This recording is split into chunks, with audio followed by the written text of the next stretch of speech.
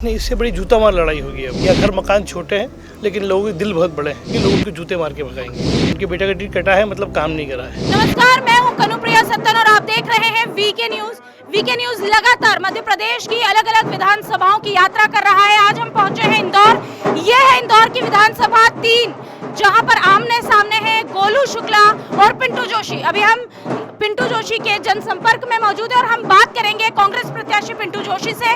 उनसे जानेंगे कि उनकी विधानसभा का हाल क्या है और साथ ही साथ हम बात करेंगे जनता से भी, क्योंकि जनता है जो सब जानती है। तो इस वक्त हम मौजूद हैं इंदौर की विधानसभा 3 में और मेरे साथ मौजूद हैं कांग्रेस प्रत्याशी पिंटू जोशी जी, जो महेश जोशी जी के बेटे हैं। कि इस विधानसभा क्षेत्र को एक बार फिर से कांग्रेस के कब्जे में लाने के लिए क्या स्ट्रेटेजी है पिंटू जोशी जी की। तो पिंटू जी, ये जो विधानसभा क्षेत्र है, विधानसभा 3, ये हमेशा से पहले कांग्रेस का गढ़ रहा है।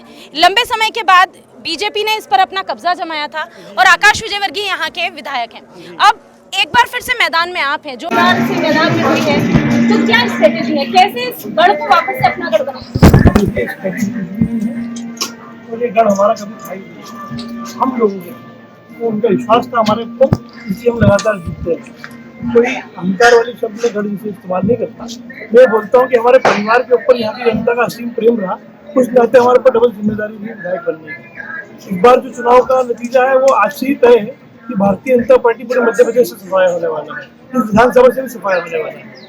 आप कह रहे हैं कि भारतीय जनता पार्टी का सफाया होने वाला है। जो सर्वे पहले आ रहे थे उसमें भारतीय जनता पार्टी और कांग्रेस के बीच का जो अंतर था वो बहुत लंबा अंतर था, लेकिन कहीं ना कहीं बीजेपी ने बड़े बड़े कद्दावर नेताओं को उतारकर डैमेज कंट्रोल किया है और बीजेपी और कांग्रेस के बीच में फिर से 5 विधायकों का ही फासला रह गया है, जो पिछली बार भी था।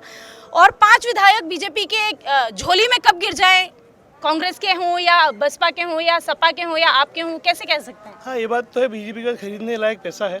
बीजेपी वैसे भी धूर्त पार्टी है, पूर्व भी सरकार गिरा चुकी है, इसलिए जनता इस बार सतर्क है। कम से कम 30 से 40 विधायक हम ज़्यादा लाएंगे ताकि वो उनका कोई भी जो चालबाजी हो काम नहीं कर पाए। और जब तक बात है बड़े नेताओं की, तो जब उनके विधायक हार रहे थे तभी तो उन्होंने नए नेताओं को लड़ा है। उनके बड़े नेता इस बार चुनाव में धराशायी होंगे। जितने प्रदेश देश में नेता बने घूमते हैं, सब अपनी अपनी विधानसभा से बाहर नहीं आ पा रहे। उल्टा कांग्रेस को फ़ायदा हो गया है कि वो बड़े नेता सिर्फ अपनी विधानसभा में सीमित होकर रह गए हैं। अब वो कहीं जनसंपर्क का प्रचार करने नहीं जा पा रहे अन्य प्रचार।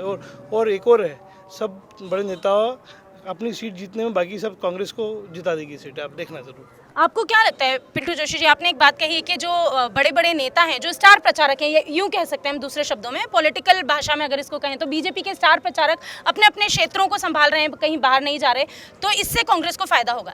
कांग्रेस की सरकार गिरी थी 2019-20, जैसे भी विधानसभा में एक बार फिर से भारतीय जनता पार्टी आई थी। इस बार जब अगर कांग्रेस अगर सत्ता में आती है और अगर आप विधायक बनते हैं, आप अपने क्षेत्र के लिए क्या विकास करेंगे? क्योंकि हम जिस क्षेत्र में मौजूद हैं, हम आपको बता दें कि ये 3 नंबर विधानसभा क्षेत्र है और ये जूनी इंदौर इलाका है यहाँ का। इस क्षेत्र के अगर हम विकास की बात करें, यहाँ पर पहले कई बार धर्म को लेकर लोग आमने सामने हुए हैं। ऐसा देखिए, अगर तो बात ही नहीं, कांग्रेस की पक्की सरकार बन रही है और मैं भी यहाँ पक्की बार विधायक बन रहा हूँ, तो अगर शब्द हमारी डिक्शनरी में है ही नहीं। दूसरी बात है यहाँ के विकास को लेकर, तो यहाँ पुराना इंदौर है, यहाँ के लोगों का अपना अलग स्वाभिमान है। या घर मकान छोटे हैं लेकिन लोगों के दिल बहुत बड़े हैं, लोगों का स्वाभिमान बहुत बड़ा है। उन्हें खरीदा नहीं जा सकता, डराया नहीं जा सकता, धमकाया नहीं जा सकता। विकास और प्रेम, अपनापन, ये 2 चीज़ें हैं जिस पर जनता साथ आएगी। आप देखेंगे हर सड़क खुदी हुई है, साफ़ पानी नहीं आ रहा, ड्रेनेज के लाइन पानी साफ़ पानी में मिल रहा है, बिजली के बिल है, माताओं बहनों का महंगाई से हालत बुरी है, युवाओं के पास बेरोज़गारी है, ट्रैफिक की समस्या है।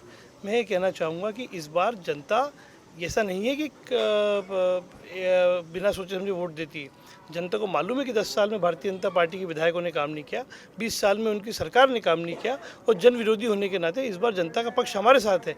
और इसीलिए मुझे कॉन्फिडेंस है कि अगर नहीं, पक्का हमारी सरकार बनेगी। पिंटू जी, एक बात मैं आपसे ज़रूर पूछना चाहूँगी। ऐसा कहा जाता है, मतलब हम ही अक्सर ये बात कहते हैं कि कैलाश विजयवर्गीय जिस भी सीट पर जीतते हैं उसके बाद वो सीट अजय बना देते हैं। ये सीट जो है वो आकाश विजयवर्गीय की सीट रही है, इसके पहले कांग्रेस के खाते में ये सीट थी। क्या आपको लगता है 3 नंबर विधानसभा इस बार अजय हो गई होगी भारतीय जनता पार्टी के लिए, या नहीं, आप एक बार फिर से आएंगे और यहाँ पर कांग्रेस का ही परचम लहराने वाले? देखिए, इतना काम करा होता तो उनके बेटे का टिकट यहाँ से नहीं कटता। उनके बेटे का टिकट कटा है मतलब काम नहीं करा है। चलिए एक और सवाल है, एक अहम सवाल है। जैसे अभी हम पूरे मध्य प्रदेश में यात्राएं कर रहे हैं और कई जगह जो कपड़ा फाड़ लड़ाई है कांग्रेस में उसका असर देखने को मिला है लोगों में, जो जनता है उसमें। आपको लगता है कि इंदौर की विधानसभाओं को भी ये कपड़ा फाड़, जो दिग्विजय सिंह और कमलनाथ की कपड़ा फाड़ लड़ाई हुई है, इस लड़ाई को जो निकलकर मीडिया तक सामने पहुंची है, इसका कोई असर होगा? नहीं, इससे बड़ी जूता मार लड़ाई होगी। अब जब भारतीय जनता पार्टी के लोग वोट मांगने क्षेत्र में आएंगे, लोग उनके जूते मार के भगाएंगे। धन्यवाद। वीके न्यूज, राष्ट्र के नाम।